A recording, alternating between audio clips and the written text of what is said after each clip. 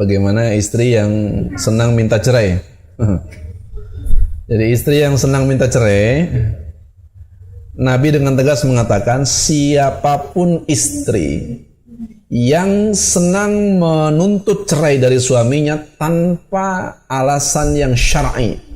Syar'i itu maksudnya yang dibenarkan oleh agama, maka dia tidak akan mencium baunya surga, kata Rasulullah.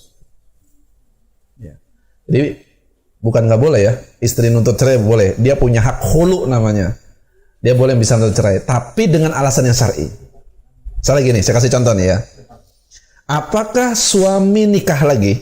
Misalnya contoh ya, yang contohnya agak ekstrim gitu ya. Biar nanti yang ringan-ringannya mudah dipahami gitu ya. Saya kasih contoh yang agak ekstrim. Ketika suami nikah lagi, poligami misalnya, apakah itu alasan syar'i seorang istri boleh menuntut cerai suaminya? Bukan. Poligami itu syariat. Kalau suami kemudian mempoligami istrinya, kemudian dia tiba-tiba menuntut cerai, itu bukan alasan yang syar'i. Ini saya kasih contoh yang agak ekstrim, supaya nanti di bagian yang ringan-ringan itu mudah dipahami.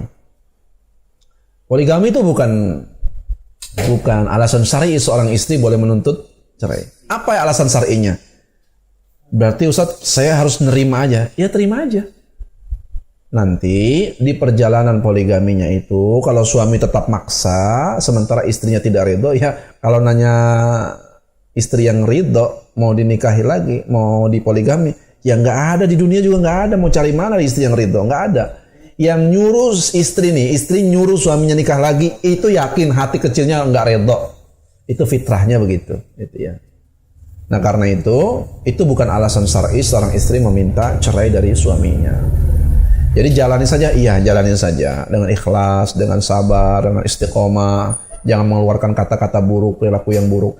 Tiba-tiba di tengah perjalanan suami berlaku tidak adil dengan poligaminya. Maka disitulah seorang istri boleh mengeluarkan khulu, hak menuntut cerai dari suaminya. Kenapa? Dia sudah tidak berlaku adil. Karena ini sudah melanggar syariat. Kalau itu alasan syar'i, seorang istri boleh mengajukan menggugat khulu pada suaminya. Baik, itu ya. Jadi tidak boleh seorang istri meminta cerai pada seorang suami, berusaha ditahan, sekuat mungkin ditahan lisannya. Kalaupun terpaksa keluar, itu tidak mengandung unsur hukum. Suami jangan merasa kecewa berat. Kadang-kadang ada begini, karena emosi yang menggebu-gebu itu, yang meninggi itu, tidak ada kalimat istri di saat sedang emosional yang sifatnya permanen. Tidak ada. Kadang-kadang kita begini. Kita kadang-kadang, mohon maaf ini ya, kadang-kadang kita punya, kadang-kadang kita kedapatan seorang istri yang buruk banget adabnya gitu. Begitu dia marah, kemudian kita dihina, dicaci misalnya, dihina.